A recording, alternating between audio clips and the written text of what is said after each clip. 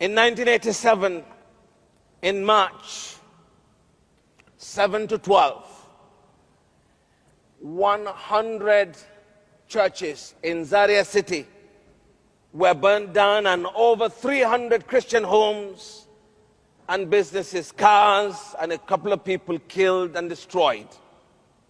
I was the leader then of the Christian Association Zaria chapter. And the Lord asked me to tell the people to do nothing. And I wrote that letter. It was circulated, and the Christians watched as their businesses were being destroyed, homes killed. In 2010, I was in Jos as bishop. To the date, 7th to the 12th of March, 3 villages in the near outskirts of Jos, Muslims massacred men, women, and children.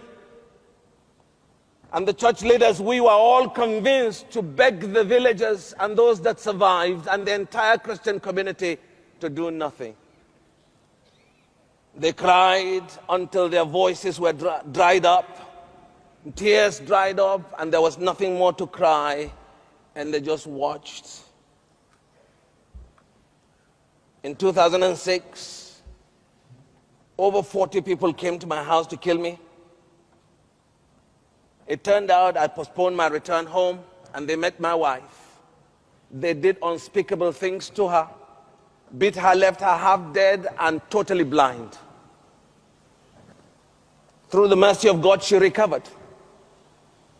6 months later in the USA, she came back. Exactly 1 year later, they came back again. This time they met me at home. Over 30 people came, broke down the house. They had their time. Broke down the back door, came in, and took me out to kill me.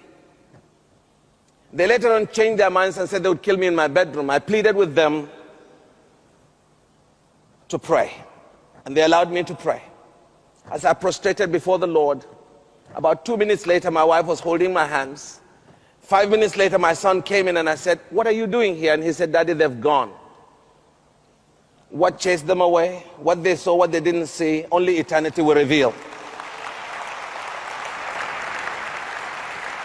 Now, friends, I'm not saying this to play down on those who have died. I've lost a classmate who was a pastor in Kaduna. He was roasted in his church.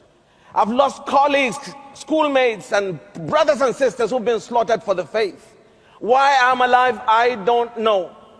But one thing I know, until my time is up, and I know I will die someday, blood crash, air crash, car crash, whatever crash, until that day, I have a gospel to proclaim.